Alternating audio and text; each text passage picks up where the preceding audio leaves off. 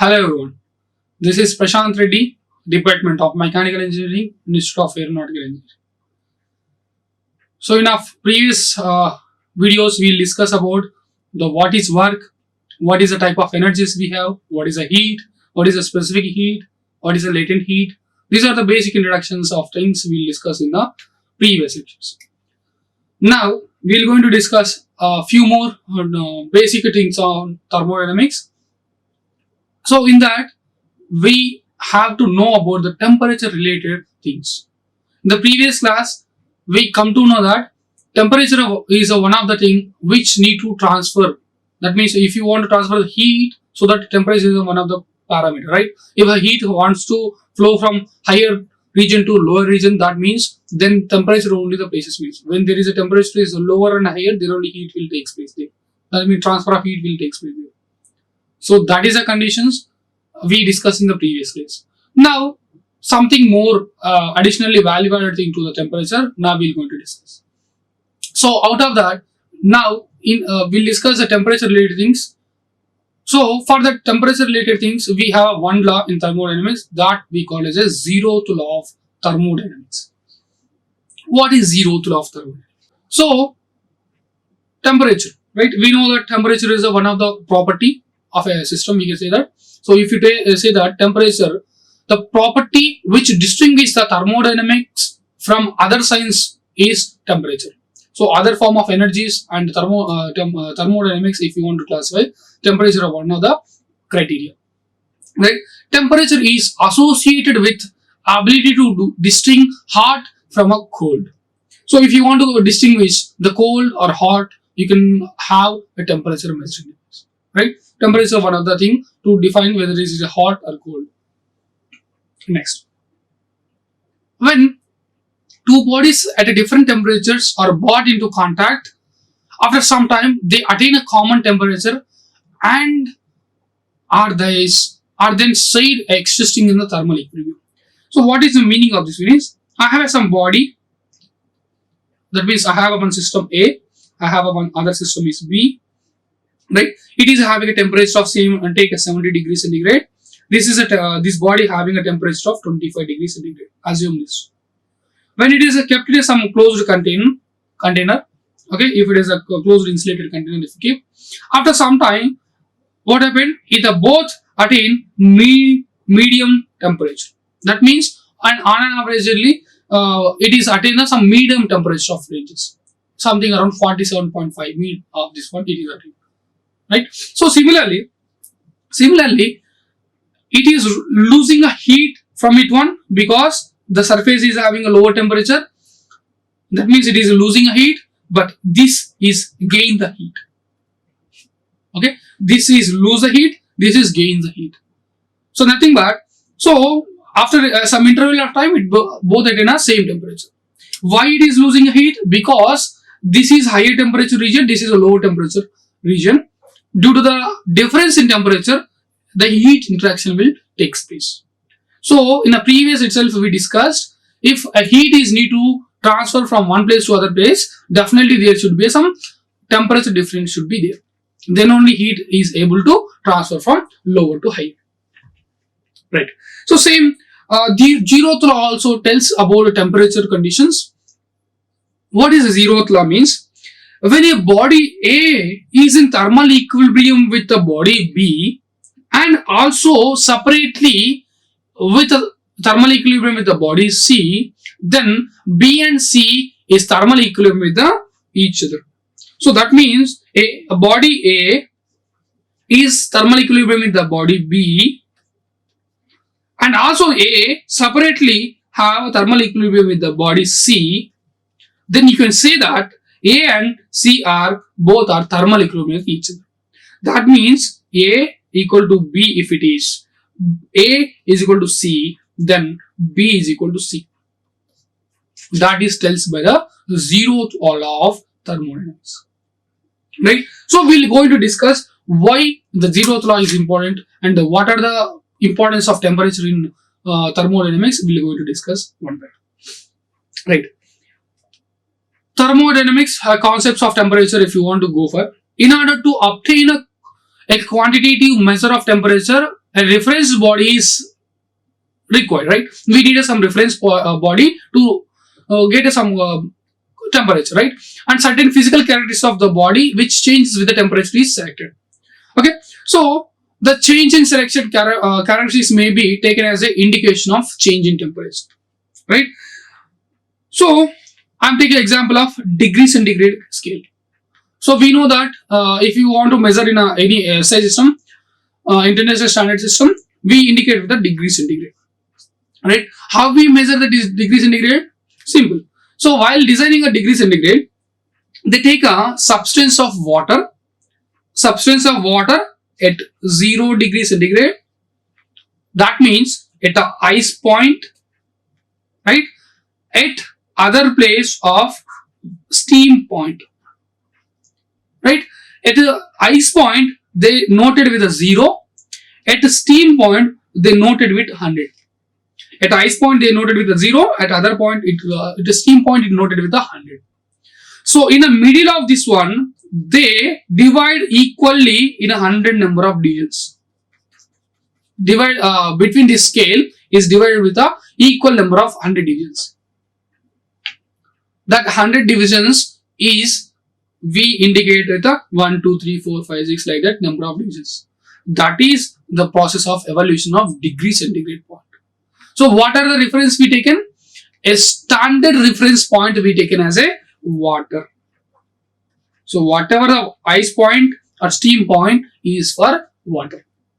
Okay, here the standard measuring measuring condition is that body is at water. What is the standard measuring device here? The reference body which is used in the determination of temperature is called thermometer. So anything which how much temperature you have, how much temperature is you are obtaining, is divided, we call as a thermometer. Okay, I take some example. Okay, I'm taking some example. Example is such a way that, so I'm taking a steel chair. Okay, I take some steel chair. I take some wooden chair. Okay, so in a winter condition, assume it is a winter condition. If I sit in a steel chair and if I sit in a wooden chair, we have to feel the feeling of that. In a winter condition, if you take example, outside temperature is example take 16 degrees centigrade, and the same at a 16 degrees centigrade, wooden chair also there. Steel also at a 16 degrees centigrade and wooden also at a 16 degrees centigrade. When you sit in the steel chair, you feel very cool. When you sit in a wooden pool, you feel normal. But when you understand, both are at same temperature of 16 degrees centigrade. But when you sit in a wooden chair, you not feel any cold in feeling. But if you feel steel chair, you feel very cold. So generally, before evolution of any temperature measuring scale, the people used to tell that whether the system is in a colder condition or hotter condition, they feel by using sensation. So if they feel the cold in nature, they call it is a cold or lower temperature ranges. If they feel hot, they feel that higher temperature ranges. But it is not a standard measuring unit. That's why we evaluated in degree centigrade scale. Right? So even though at the same temperature condition, we feel one is cold, one is hotter. So that sensation thing is not applicable at these conditions. Right? That's why we evaluated the temperature measuring devices. Right? Next, what is a reference point? What is a reference point we take? The temperature of a system is a property that determines whether or not a system in a thermal equilibrium with other system. Right? An easily reproducible state of an arbitrarily chosen standard system is called fixed point. Right? We call it as fixed points.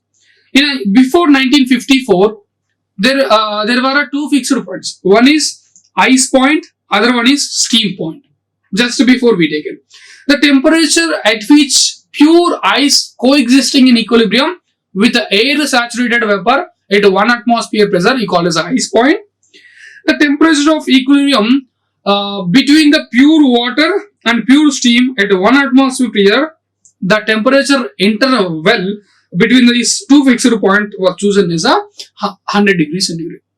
Nothing but at a 0 degree centigrade, at 100 degrees centigrade, they make it as standard points. In between this length is divided into equal number of divisions. Then you get the temperature measuring scale.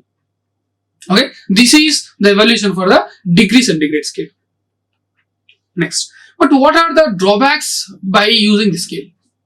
The difficulty of achieving the equilibrium between the pure ice and air standard water, it is somewhat difficult. Okay, since when ice is melts, it's surrounding itself only with the pure water and prevents the intimate contact with the air saturated water. So that is we feel that it is some drawback for that one. And extreme sensitiveness of the steam point to the change in pressure is problem, right? So some cases, what happened due to the pressure differences also, we cannot get an exact steam point or ice point. So that's why this method is somewhat difficult and it is not absolute to the real-time systems. That's why what we taken is, we take a standard reference point called triple point of water. Standard reference point we call as a triple point of water. What is triple point of water? The triple point of water, the state at which ice, liquid and water vapor coexist. Then in an equilibrium condition, if it is coexist, then we call as a, it is a in triple point of water. That position point is we call as a triple point of water. The meaning is the triple point of water, the state at which ice, liquid water and water vapor coexist is in equilibrium condition we call as a triple point of water. Next, the temperature at which the state exists is arbitrarily assigned the value of 273.16 degree Kelvin or 273.16 Kelvin. We call as a, if we indicate in the K, that we call as a triple point of water. That means if you take the triple point of water, we can say that for a ice point it is 273.16 Kelvin. Okay, we also indicate with if it is absolute scale, we also indicate 0.001 degree Kelvin. If it is absolute scale, we can also indicate in this. Okay. Next, the temperature of triple point. This is a triple point of water. This is absolute scale generally. Okay, the triple point of water, which is easily reproducible state, is a standard fixed point of thermometry. So what happened? Previously, a standard point is not there, so that it is difficult to evaluate all the cases. So easily evaluationable things, it is difficult. That's why we don't have any standard processor to do that. That's why we use a triple point of water to evaluate the temperature conditions. So as a standard point, we call as 273.16 Kelvin as a standard triple point of water. That means ice point of water. Okay. Next. So addition to that one, we have a few more measuring systems, right? So those are constant volume gas thermometer, constant pressure gas thermometer, and electrical resistance thermometer, and thermocouple mercury in glass type of thermometer. So what is this one? We'll discuss one by one. Right. Constant volume gas thermometer. Okay. So in this case, what we do, we maintain a volume constant. And thermometry property, by using a pressure, we measure a temperature. How means? We know that from the basic laws of understanding, PV is equal to T. Right? If volume we maintain constant, P is directly proportional to temperature. The how much amount of pressure is varying with respect to temperature also value. That means P1 by P2 is equal to T1 by T2. If you take the instrument, so how it is looking is, it is a some sort of a system is like this one. It is have a some bend tube. Okay, so inside there is a some manometric liquid is there. Okay, if the temperature is rises, what happened? The liquid gets start evaporate, and once it is evaporated, because it increases the pressure inside, how much amount of pressure is increases, that much amount of bending will happen here. How much amount of bending happened here? There is a pointer is there. that pointer notes that much amount of temperature. So this is a standard method we use for the PV is equal to RT, right? So pressure while we maintain a volume constant, we use a pressure to measure the temperature. This is one property. So here thermometric property is pressure, we indicate the pressure P. And what we measure from this one? We measure temperature from this one. Next, constant pressure gas thermometer. So in a previous case, in a PV is equal to T, we use volume constant. Now we use pressure constant. So now that volume directly proportional to temperature, that means V1 by V2 is equal to T1 by T2. That means same here. I take some piston cylinder example if I take. Okay. So inside there is a liquid is there. Okay. If the temperature in this liquid is increased, what happened? The piston is moves up. If the temperature downs, it has moved downward. How much amount of volume increases? That much amount of temperature increases. How much of volume decreases? That much amount of temperature decreases. We take a standard point like this. Okay. So this is nothing but constant pressure gas thermometer. Here thermometric property is volume. Depends on volume we measure the temperature and we use a symbol of capital V. Resistance thermometer. So in a basic physics understanding, you see the Wheatstone bridge, right? How a Wheatstone bridge is looking like? This is looking like this. It is a resistor. It is also one resistor, and there is a one more resistor like this one. If you see the unknown resistor, this is, and you have a some scale here, and you supply the power supply here, right? So you have a Wheatstone bridge is similarly like this one. So here also we use this unknown resistor to know the temperature. So how we do is, see, this is a setup we have. How we do here is, so we supply the electrical voltage over this one, and we keep the measuring instrument, we keep this unknown resistance. That means the resistant point at where we want to measure the temperature. We contact with this temperature. So we use this resistant material in such a way that there are a few such materials which will change the which will change the resistance depends on temperature. Okay, how it changes means if the temperature goes on increases, the resistance also goes on increases. If the temperature goes on decreases, the resistance also goes on decreases. If the resistance goes on decreases, what happens? The EMF will also vary. Okay, so in a Wheatstone bridge, if there is 3 known resistance are there, 4th resistor unknown, so that we can find the resistance. Similarly, the resistance, this is a known resistance only, but depends on temperature, there is a resistance also vary. Depends on the resistor, we find the temperature, so that R is directly proportional to temperature.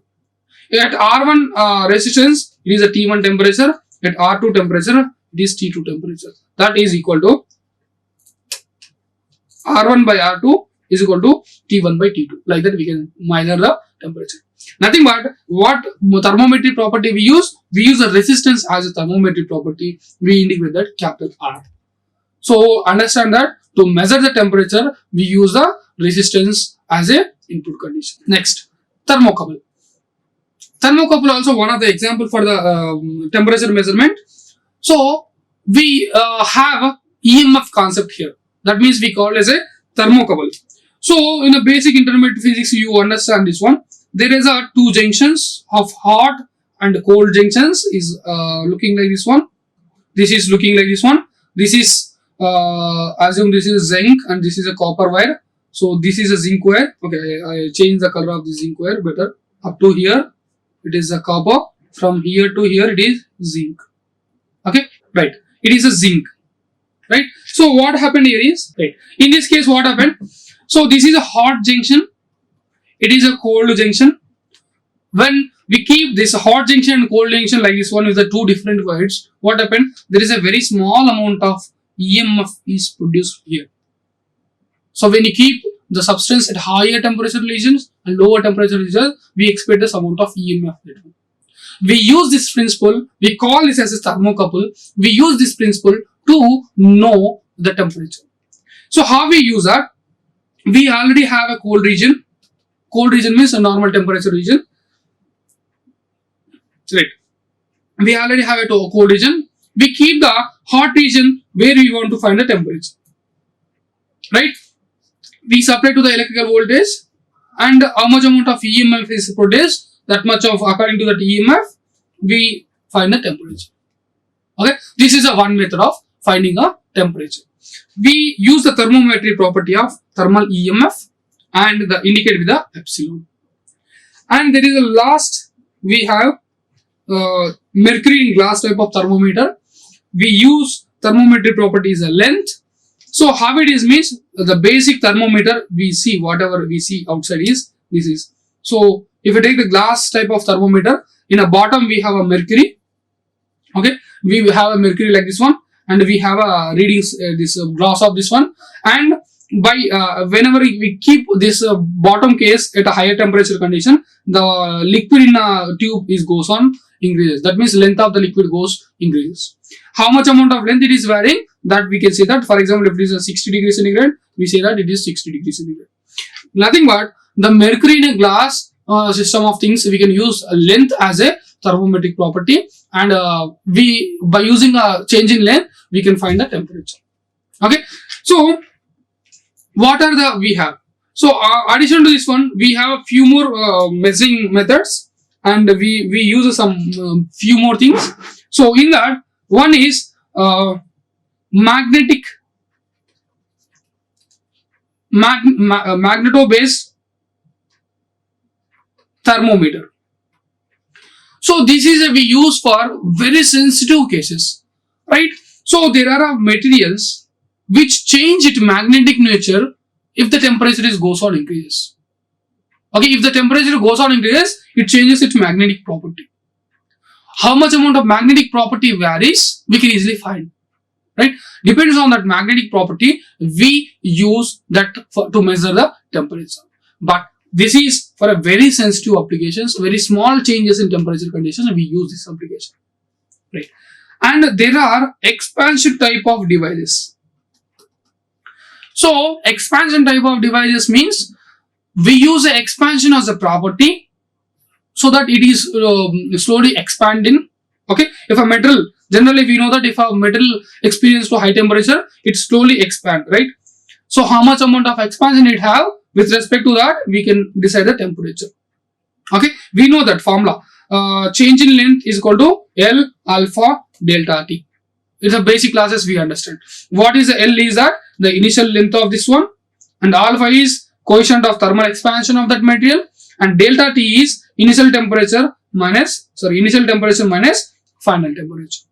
So from this we can easily find the change in length we can also find here. Just initial temperature we know, the final temperature only we can easily find.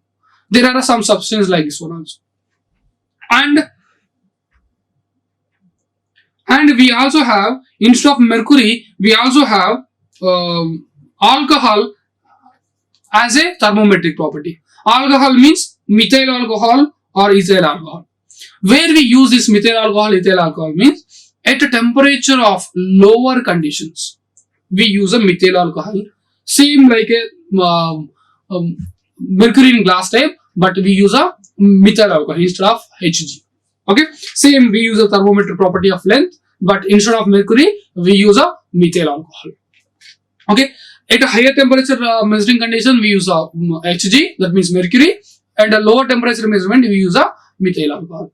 Right, these are the methods and instruments which we use to measure thermometric properties. Next, we have to know the ideal gas equation.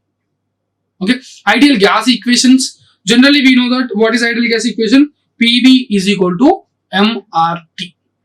This is a very standard equation from the basic studies onwards. We understand that PV is equal to NRT, or we call as a basic equation of ideal gas equation. And see here, this PV is equal to MRT, I can convert in other way, in such a way that P by V by M is equal to RT. V by M means volume by mass. Volume by mass is nothing but it is a specific volume into RT. This is nothing but P specific volume RT. P is nothing but pressure. This is nothing but specific volume, that is small v, we call it specific volume. This is gas constant and T is the temperature. This is a standard ideal gas equation. Right. PV is equal to MRT and we can convert into PV is equal to RT, that is V is we call as a specific volume here. So in reality there is no gas which can be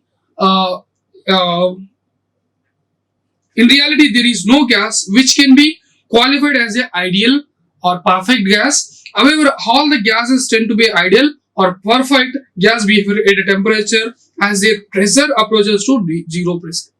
So at a zero pressure conditions, all the properties behaves like a exact ideal gases, right? But in a reality, we don't have any ideal gases. So if you go for concept of temperature in a D, we have a scales like Celsius scale, Fahrenheit scale. Okay, Celsius scale and Fahrenheit scale. So in a Celsius scale, steam point is 100. Okay, in a Fahrenheit scale, that means 100 degrees centigrade. In a Fahrenheit scale, it is 212 Fahrenheit. In a ice point, we at a Celsius degree centigrade it is 0, and in a Fahrenheit scale it is 32. Okay, the in between intervals we divide into 100 parts. In between intermediate we can divide into the 180 parts. If you want to convert Celsius to Fahrenheit, we use this formula. The formula is the measurable temperature in a centigrade scale minus melting point of ice by boiling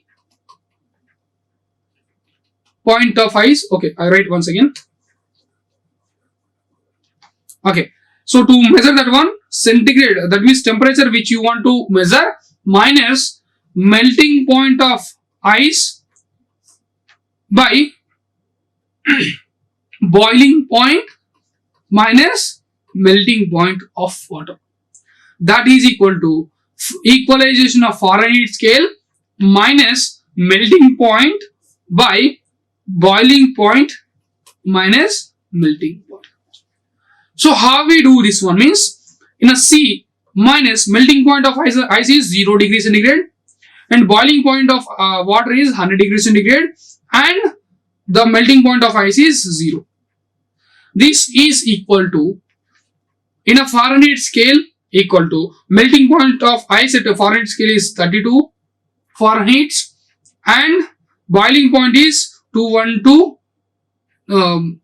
kelvins and the again melting point is 32. So if you do this one simplification, C by 100 is equal to F minus 32 by 180. If you again do the simplification, C by 5 is equal to F minus 32 by 9. Okay, this is a very shortest form of conversion from centigrade to Fahrenheit scale, right? In a Kelvin scale, so we understand that triple point of water is a standard measuring instrument for measuring of any temperature measurement, so that we can take that most of the cases in thermodynamic applications, Kelvin scale is a standard point. So now previously we discussed it is a measuring method of temperature from a Fahrenheit scale to degree centigrade, but now we have to know how to convert this temperature measurement from Kelvin to degree centigrade or degree to centigrade, Kelvin scale. So if you want to find any temperature in Kelvin degree centigrade, add 273.15 to degree centigrade. For example, if you want to find that means ice point,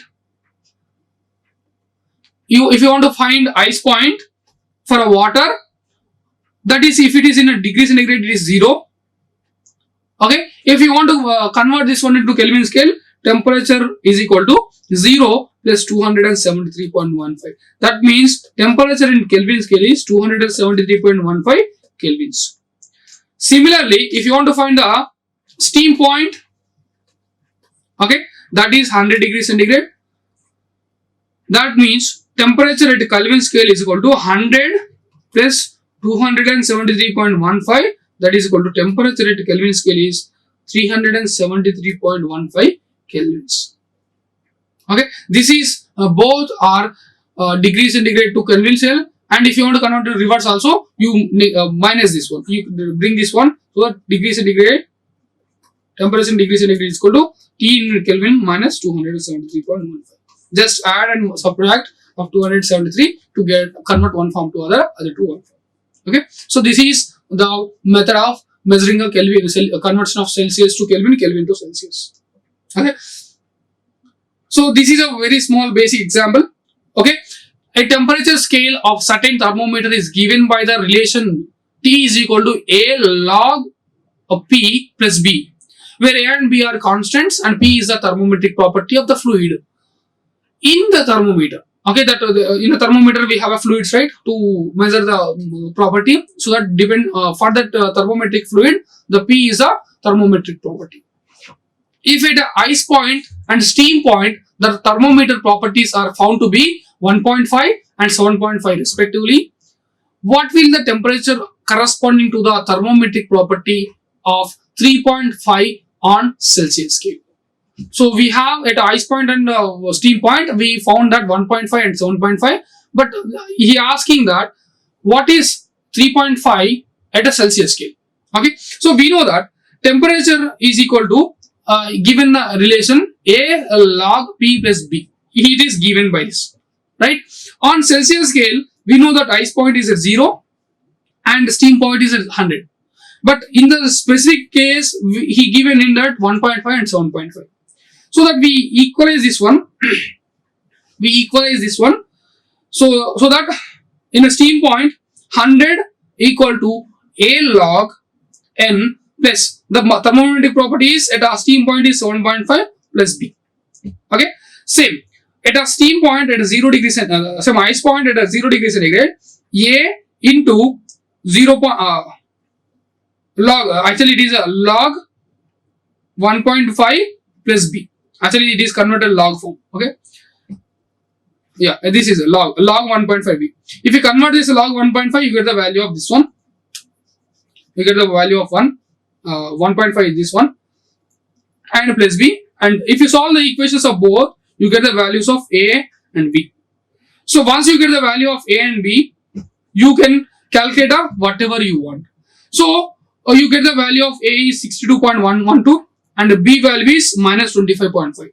So now the equation becomes A means 62.112 into log of P minus 25.18. Now you get the equation. Okay, so in a question what he asked at a 3.5 and at a point of 3.5, what is the value? Substitute that 3.5. 62.112 log of 3.5 minus 25.18. Now if you do the calculation, you get the equation of 52.60 degrees. That means temperature is 52.63 degrees centigrade. So that what you have some standard equation for this one, and this is the thermometric properties given. At a specific thermometric property, what is the temperature if it has, we can calculate in this way. This is a method of measuring a temperature scale. Okay, and addition to this one, we have to know one of the other parameter called pressure. Okay, addition to this one, we have to discuss one more parameter of a property. We have to discuss on pressure. Pressure also one of the important parameter whenever you discuss about the thermodynamic system. Now, before going to know in a details about the pressure, we have to know what is a atmosphere, what is the pressure conditions outside, and how we evaluate the pressure conditions. That we will going to discuss first, then we will go for understand the pressure. So generally, we know that atmosphere. What is atmosphere? The surrounding, what we feel. That means wherever we are there, that we call as an atmosphere. So we feeling some air, we feeling some cool, that everything is surrounding to us, we call as an atmosphere. Okay, if it is having some amount of height from the earth region, we call as some amount of different layers out there. stratosphere, ionosphere, monosphere, like that.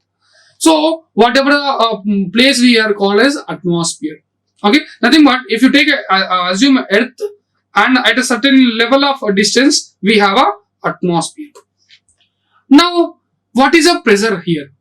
So depends on this distance, the pressure on the Earth is varies. Okay, because it have some distance at a sea level. At a sea level, we feel atmosphere pressure as 101.325 kilopascals of pressure. At a sea level, we feel atmosphere pressure is 101.325.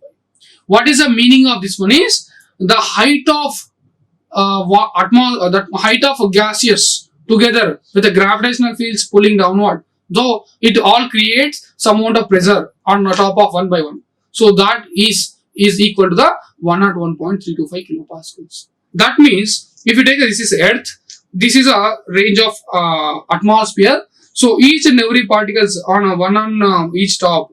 Okay, once it is have some rate. So at this position, the pressure we can indicate in such a way that rho and G and H of these atoms of air. What is rho? Rho is the density of air particles. G is the Earth gravitational field. H is the height of this one, height of these atmospheric particles. Okay, so this is all together called as a pressure. Okay, so this is a pressure, but this is we not use directly, so that we have to know something more about in the pressure conditions. In a mechanical point of view, we are dividing pressure into three classifications. One is absolute pressure, second one is gauge pressure, third one is vacuum pressure. What is these three? Okay, we'll discuss. For example, if you take atmosphere pressure, okay, so I am drawing, this is a reference point. Okay, this I call a 0 pascals pressure. Okay, 0 PA, you can say that 0 PA. Okay, so 0 absolute, that means P absolute is equal to 0. That means the pressure at this reference point is 0. And if you go for some length, it is called atmosphere pressure. Atmospheric pressure. Okay, so from here to here, you call as a atmospheric pressure. So at this pressure, as of atmosphere, it is a standard that is equal to 101.325 kilopascals, or that is also equal to 760 mm of Hg column. You done experiment in your basic classes, that is 6th and 7th classes. You done this experiment that the height of rise of monometric liquid of Hg is equal to 760 mm of Hg. That is equal to the atmospheric pressure. Okay, so that you done in a previous. Okay, so you call this as a at some height, you call it as a atmosphere pressure. Okay, the level of this one is atmosphere.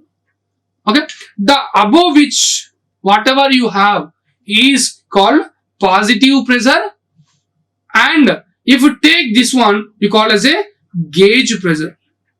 We call as a P gauge. Okay, and lower of this one you call as a negative pressure. You call as a vacuum pressure, P vacuum. Gauge pressure and vacuum pressure. Right? Just to understand and tell you one more. So from the absolute point, the value of atmosphere is 101.325 kilopascals. Right?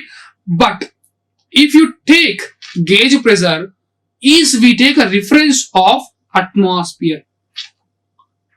Okay, how much amount of additional amount of pressure is there? That you call as a gauge pressure. If you want to tell in terms of absolute, that pressure is this much. From the absolute to this position. If you want to tell in a reference of gauge, it is from atmosphere to this much only. I take an example. Okay, this is absolute point. Okay, this is atmosphere point. Okay, this is a atmosphere point of 101.325 kilopascals. Okay, so here what I am doing, I am doing some filling of gas in some tire or somewhere.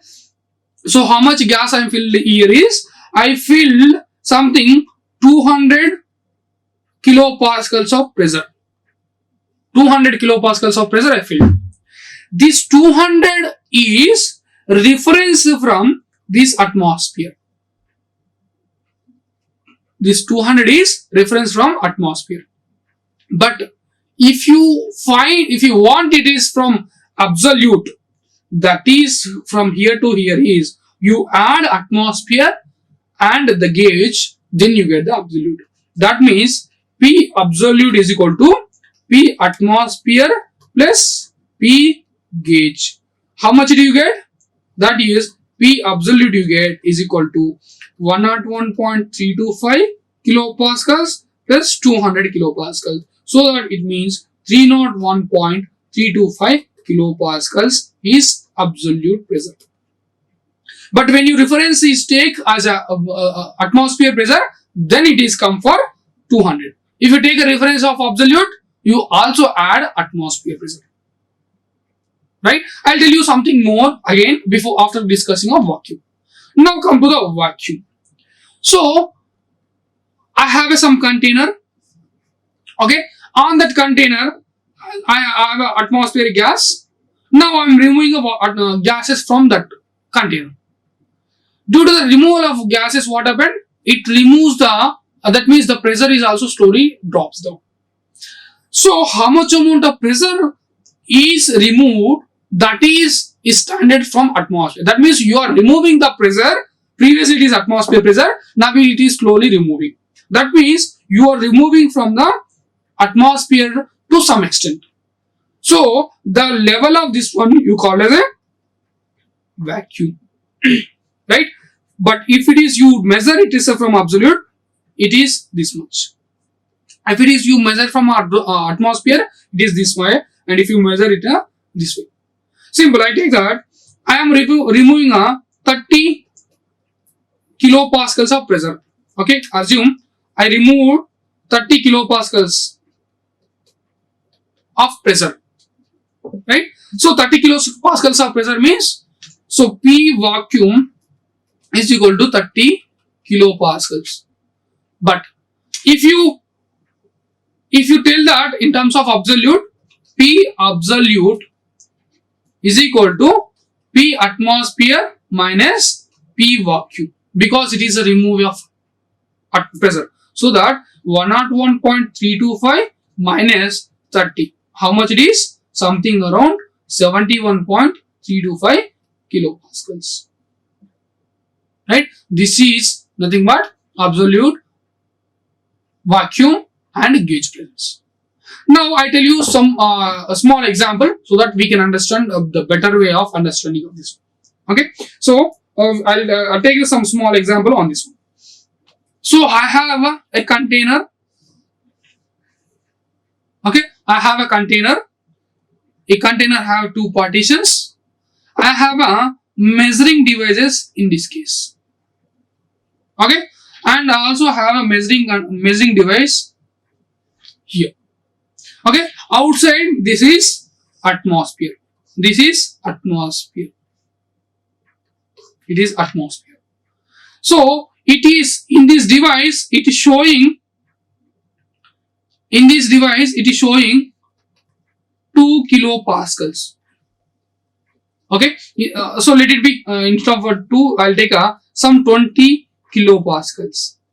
In this device, it's showing that the pressure is 20 kilopascal. That means inside this one,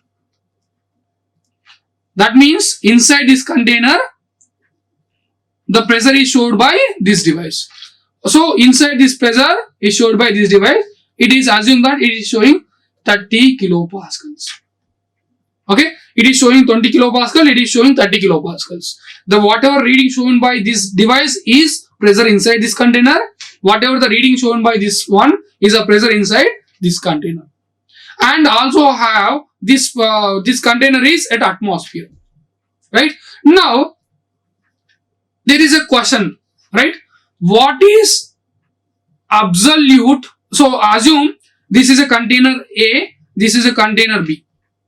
Okay, so what is absolute pressure of B and what is a absolute pressure of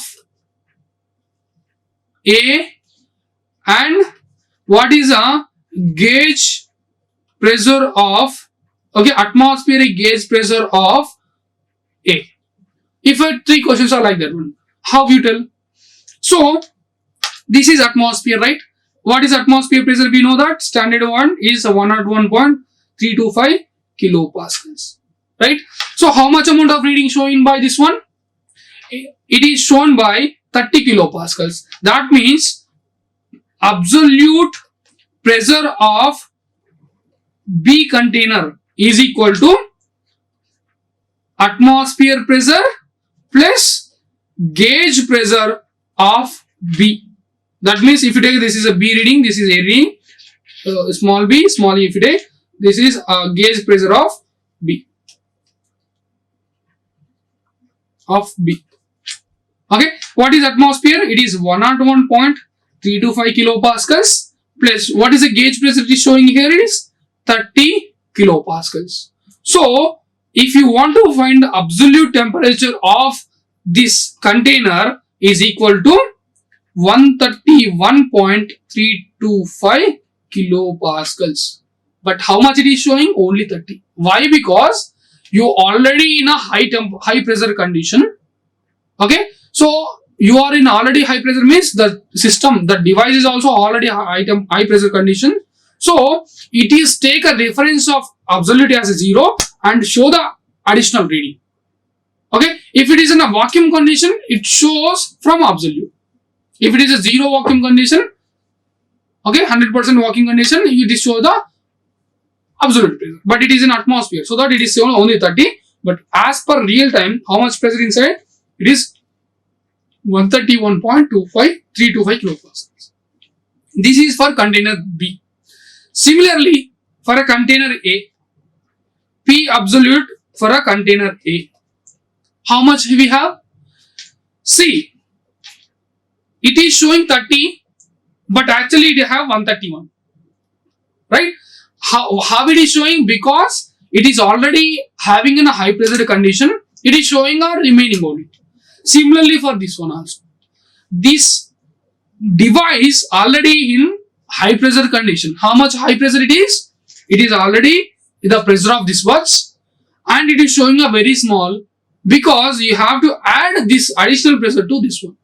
So that if you want to measure the absolute pressure of this one, that is equal to P absolute of B plus P gauge of A. Okay, how much it is? 131.325 plus how much it is showing? It is showing 20. This one showing 20. That means 151.325 kilopascals inside this one. Understand, right? Next. So third question is, what is gauge pressure with reference to the atmosphere at condition A? What is the gauge pressure if you want to tell? Right. So generally gauge pressure is, here it shows some gauge pressure of 20 kilopascals. But what is this 20? With respect to the container B. Right? If you want to find the gauge pressure with respect to atmosphere, that means P gauge of A with respect to the atmosphere, that is equal to pressure of gauge pressure of B plus gauge pressure of A. That means 20 plus 30, that is 50 kilopascals. That means inside this container, okay, inside this container, you have 50 kilopascals of gauge pressure, but it is showing only 20 because the reading shown device already in high pressure condition, so that it is showing only with reference to that pressure. So what is absolute from the absolute pressure with respect to the this one? that is nothing but 50 kilopascals. If you take with respect to zero vacuum, that means very absolute pressure, that is 151.325 kilopascals. Okay, this is a standard method of measuring a pressure and all. Okay, so we'll discuss something more again in the next video. Thank you. Have a nice day. Thank you. Like, share and subscribe. Hit the bell icon for more updates.